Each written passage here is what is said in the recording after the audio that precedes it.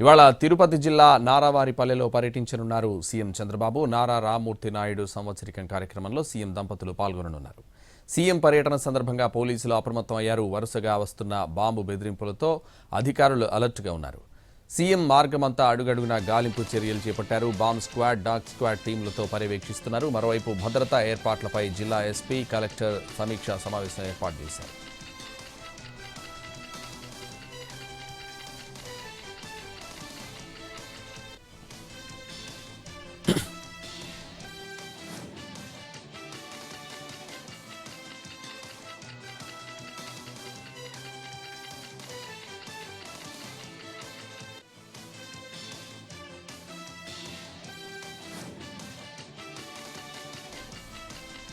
నకిలీ మద్యం ఘటన, మెడికల్ కాలేజీల ప్రైవేటీకరణ తదితర అంశాలపై నేడు తాడేపల్లి కేంద్ర కార్యాలయంలో వైసీపీ అధినేత జగన్ పార్టీ నేతలకు దిశానిర్దేశం చేయనున్నారు. ఇవాళ ఉదయం 11 గంటలకు వైసీపీ రీజనల్ కోఆర్డినేటర్లు, జిల్లా అధ్యక్షులు, పార్లమెంట్ నియోజకవర్గ పరిశీలకులతో సమీక్షా సమావేశం నిర్వహించనున్నారు. ఇప్పటివరకు కూటమి సర్కార్ ప్రజా వ్యతిరేక విధానాలపై వైసీపీ ఆందోళనలు, నిరసనలు, ధర్నాలు వంటివి వివిధ రూపాల్లో చేస్తున్నా కేవలం పార్టీ నేతలు, కార్యకర్తలు మాత్రమే హాజరవుతారు.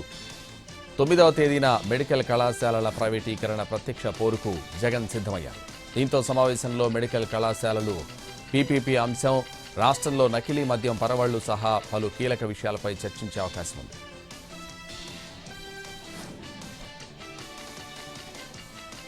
ఇవాళ తెలంగాణ హైకోర్టులో కేసీఆర్, హరీష్ రావుల పిటిషన్లపై విచారణ జరగనుంది. కాళేశ్వరం కమిషన్ రిపోర్టు ఆధారంగా చర్యలు చేపట్టొద్దని గతంలో కేసీఆర్, హరీష్ రావు పిటిషన్లు వేశారు.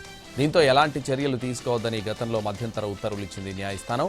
అయితే దీనికి ప్రభుత్వ కౌంటర్ దాఖలుపై నేడు హైకోర్టులో విచారణ జరగనుంది. ఈ విచారణకు ఐఏఎస్ స్మితా సబర్వాల్, మాజీ సీఎస్ ఎస్కే జోషి హాజరు కానున్నారు.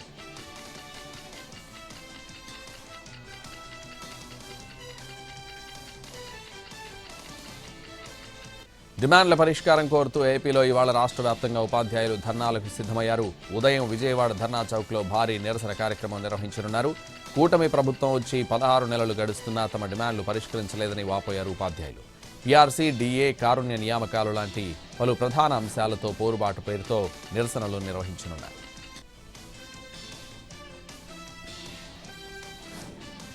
ఫార్మా రంగంలో మరో మైలురాయిని అధిగమించింది తెలంగాణ ప్రభుత్వం. రాష్ట్రంలో 9,000 కోట్ల పెట్టుబడులకు అమెరికా కంపెనీ ముందుకొచ్చింది. హైదరాబాద్లో Eli Lilly company manufacturing hub ఏర్పాటు చేస్తున్నట్లు ప్రకటించింది. ఇక్కడి నుంచే ప్రపంచ స్థాయి ఔషధాల తయారీ, సేవలను విస్తరించనున్నారు. ముఖ్యమంత్రి రేవంత్ రెడ్డితో కంపెనీ ప్రతినిధులు కీలక చర్చలు జరిపారు.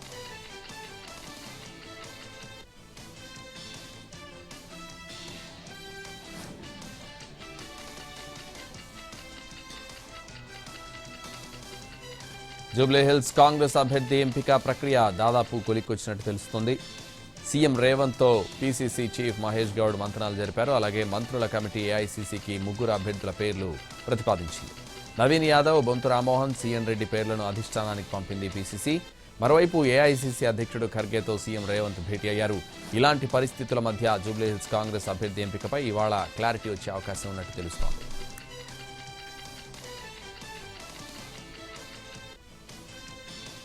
జూబ్లీహిల్స్లో కాంగ్రెస్ నేతలు ఓటర్ కార్డులు పంపిణీ చేయడంపై ఎన్నికల సంఘానికి ఫిర్యాదు చేశారు. MP Raghunandan Rao voter card distribution పేరుతో కార్డులు పంచుతున్నారని ఫిర్యాదులో పేర్కొన్నారు.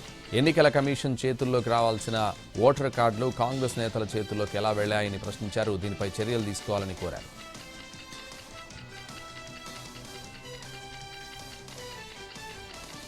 టీజీఐఐసీ నిర్వహించిన వేలంలో రాయదుర్గంలో భూమి రికార్డు ధర పలికింది. రాయదుర్గం నాలెడ్జ్ సిటీలో ఎకరం ఏకంగా 177 కోట్లు ధర పలికింది. వేలంలో మొత్తంగా 7 ఎకరాల భూమిని ఎంఎస్ఎన్ రియాలిటీ సంస్థ చేజిక్కించుకుంది. నాలెడ్జ్ సిటీలో 7 ఎకరాల 67 సెంట్ల భూమికి వేలం నిర్వహించగా ఎకరం 177 కోట్లు చొప్పున పాడిన ఎంఎస్ఎన్ రియాలిటీ సంస్థ మొత్తంగా 1357 కోట్లకు దక్కించుకుంది. 2017లో 2.84 ఎకరాల విస్తీర్ణంలో రాయదుర్గం పార్సెళ్లు ఎకరానికి 42.59 కోట్లు ధర పలికింది. 2022లో హెచ్ఎండిఏ నిర్వహించిన నియోపాలిస్, కోకాపేట్ వేలంపాటలు ఎకరానికి 100.75 కోట్ల వరకు ఆర్జించాయి. 2025లో రాయదుర్గం ఎకరానికి 177 కోట్ల ధర పలికి చరిత్ర సృష్టించింది. ఇది గత వేలం కంటే 4 రెట్లు పెరుగుదల అని రియల్ ఎస్టేట్ సంస్థలు చెబుతున్నాయి.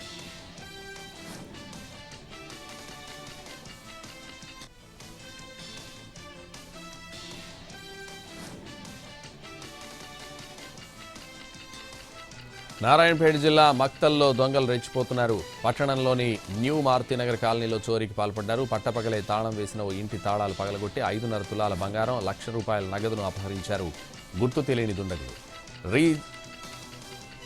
జరిగిన విషయం తెలుసుకుని సమాచారం ఇవ్వడంతో కేసు నమోదు చేసుకుని దర్యాప్తు చేస్తున్నారు పోలీసులు.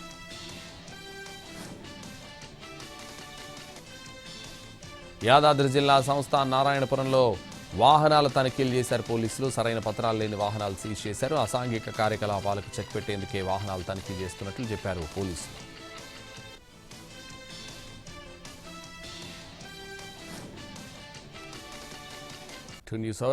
ఏపీ రాష్ట్ర క్లీన్ కోసం జై స్వచ్ఛ సేవక్ నినాదం ఇచ్చారు సీఎం చంద్రబాబు. విజయవాడలో జరిగిన స్వచ్ఛత అవార్డుల కార్యక్రమంలో ఆయన పాల్గొన్నారు. అపరిశుభ్రతను తరిమేసే వాళ్లే నిజమైన వీరులు అని కొనియాడారు. స్వచ్ఛ భారత్ పేరుతో కేంద్రం పెద్ద ఎత్తున నిధులిస్తోంది, కానీ గత ప్రభుత్వం స్వచ్ఛ భారత్ నిధులను సద్వినియోగం చేసుకోలేకపోయిందని విమర్శించారు.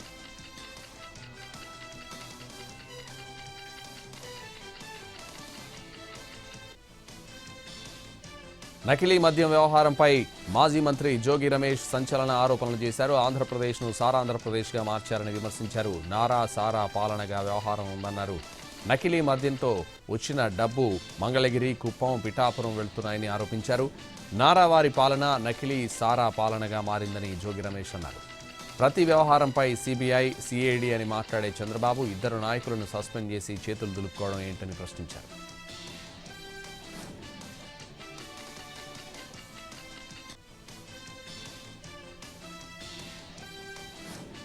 పోలవరం ప్రాజెక్టులో డయాఫ్రమ్ వాల్ దెబ్బతినడానికి గత ప్రభుత్వ తప్పిదాలే కారణమని మండిపడ్డారు మంత్రి నిమ్మల. వైసీపీ ప్రభుత్వ హయాంలో 17 నెలల పాటు పోలవరం ప్రాజెక్టు పనులు జరగలేదన్నారు. రివర్స్ టెండరింగ్ పేరుతో కాలయాపన చేశారని మండిపడ్డారు. నిర్వాసితులను ఏనాడు జగన్ పట్టించుకోలేదని విమర్శించారు.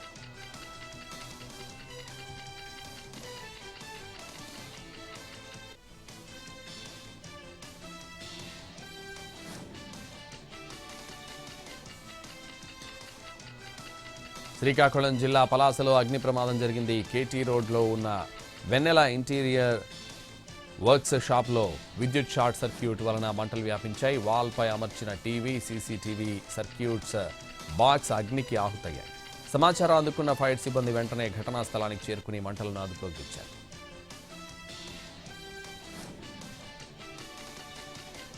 నెల్లూరు జిల్లా దత్తలూరు ఏసీ కాలనీలో క్షుద్ర పూజలు కలకలం రేపింది.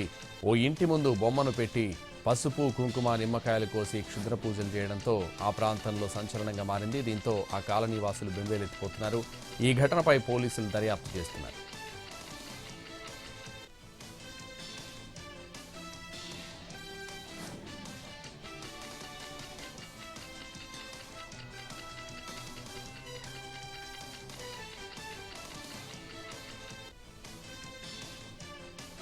బాపట్ల జిల్లా చీరాల జాతీయ రహదారిపై రోడ్డు ప్రమాదం జరిగింది. తోటవారిపాలెం జంక్షన్ వద్ద వేగంగా వచ్చిన ఓ కారు బైక్ను ఢీకొట్టింది. బైక్పై ప్రయాణిస్తున్న రత్నం, డానియల్కు తీవ్ర గాయాలయ్యాయి. ఈ ప్రమాదంలో కారు పంట పొలాల్లో దూసుకెళ్లింది. క్షతగాత్రులు అదే ప్రాంతానికి చెందినవారు కావడంతో పెద్ద సంఖ్యలో స్థానికులు గుమిగుడి వారిని వెంటనే ప్రభుత్వ వైద్యశాలకు తరలించారు. ఘటనా స్థలానికి చేరుకున్న పోలీసులు కేసు నమోదు చేసి దర్యాప్తు చేపట్టారు. విజయవాడ కల్తీ మద్యం కేసులో మరొకరిని అరెస్ట్ చేశారు. ఈ కేసులో A2గా ఉన్న అద్దేపల్లి జనార్దన్ సోదరుడు జగన్మోహన్ అరెస్ట్ చేశారు ఎక్సైజ్ పోలీసులు. A1గా ఉన్న అద్దేపల్లి జనార్దన్ ప్రస్తుతం విదేశాల్లో ఉన్నట్లు సమాచారం ఉందని చెప్పారు. జనార్దన్ ఆధ్వర్యంలో నిర్వహిస్తున్న ANR బార్కు ప్రొవిజనల్ లైసెన్స్ గత నెల 30తో పూర్తయింది. ఆ లైసెన్స్ను రద్దు చేసే ఆలోచనలో ఉన్నారు ఎక్సైజ్ పోలీసులు.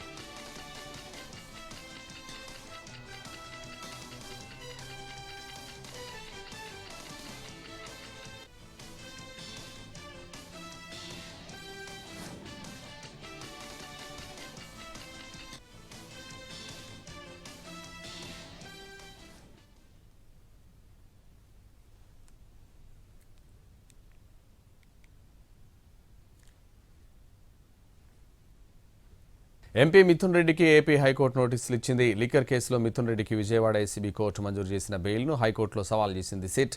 ఆ పిటిషన్పై విచారణ జరిపిన హైకోర్టు మిథున్ రెడ్డికి నోటీసులు ఇచ్చింది. తదుపరి విచారణ ఈ నెల 9కి వాయిదా వేసింది.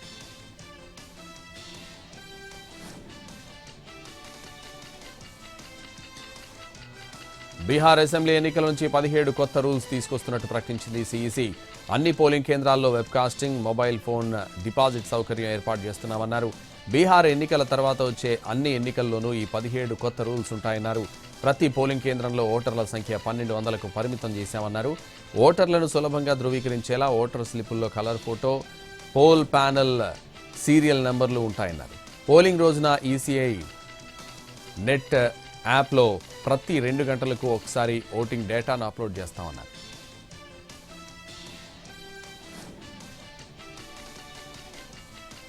సుప్రీంకోర్టులో భారత ప్రధాన న్యాయమూర్తి జస్టిస్ బిఆర్ గవాయ్పై దాడికి ప్రయత్నించిన ఘటన కలకలం రేపింది. దీన్ని ప్రధాని నరేంద్ర మోదీ ఖండించారు. సీజేఐ జస్టిస్ బిఆర్ గవాయ్తో ఫోన్లో మాట్లాడినట్లు చెప్పారు ప్రధాని. సుప్రీంకోర్టు ప్రాంగణంలో జరిగిన ఈ ఘటన ప్రతి భారతీయుని ఆగ్రహానికి గురిచేసిందని, సమాజంలో ఇటువంటి దుశ్చర్యలకు చోటు లేదన్నారు. అటువంటి పరిస్థితుల్లోనూ సీజేఐ ప్రశాంతంగా వ్యవహరించడం ప్రశంసనీయమన్నారు మోడీ. న్యాయ విలువలు, రాజ్యాంగ స్ఫూర్తిని బలోపేతం చేయడం పట్ల ఆయన నిబద్ధతకు ఇదే నిదర్శనమన్నారు ప్రధాని మోడీ. పశ్చిమ బెంగాల్లో బీజేపీ ఎంపీ ఖాగెన్ ముర్ముపై దాడి జరిగింది. వరద ప్రభావిత ప్రాంతం జల్పాయ్గిరిలో పర్యటించేందుకు వెళ్లిన గిరిజన నేత ఎంపీ ఖాగెన్ ముర్ముపై టీఎంసీ శ్రేణులు దాడి చేశాయి. ఈ దాడిలో ఖాగెన్ తలకు తీవ్ర గాయాలయ్యాయి. తీవ్ర రక్తస్రావం అవడంతో విలవిల్లాడిపోయారు. వెంటనే ఆయన్ను సమీప ఆసుపత్రికి తరలించారు పోలీసులు.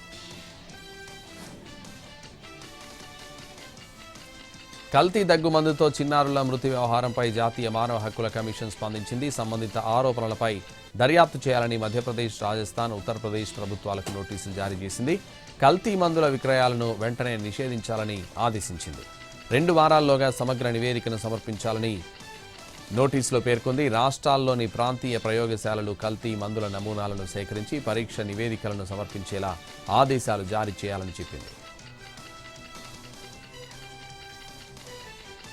బెంగళూరులో ఏఐసీసీ అధ్యక్షుడు మల్లికార్జున ఖర్గేని పరామర్శించారు భట్టి విక్రమార్క. డిప్యూటీ సీఎంతో పాటు మంత్రులు వాకిటి శ్రీహరి, పొన్నం ప్రభాకర్ కూడా ఉన్నారు. ఖర్గే ఆరోగ్య పరిస్థితిని అడిగి తెలుసుకున్నారు. ఈ సందర్భంగా స్థానిక సంస్థల ఎన్నికల్లో బీసీలకు 42% రిజర్వేషన్ కల్పించడం, సుప్రీంకోర్టులో విచారణకు సంబంధించిన అంశాలను ఖర్గేకు వివరించారు డిప్యూటీ సీఎం. నోబెల్ అకాడమీ వైద్య రంగంలో విశేష కృషి చేసిన 3కి నోబెల్ ప్రైజ్ ప్రకటించింది. మేరీ ఈ బ్రంకో, ఫ్రెడ్ రాన్స్డెల్, షిమాన్ సకగుచికి ఈ ఏడాది వైద్య రంగంలో నోబెల్ బహుమతి వరించింది. రోగ నిరోధక శక్తికి సంబంధించిన పరిశోధనలకు ఈ 3 శాస్త్రవేత్తలను నోబెల్ ప్రైజ్కు ఎంపిక చేసినట్లుగా అకాడమీ ప్రకటించింది.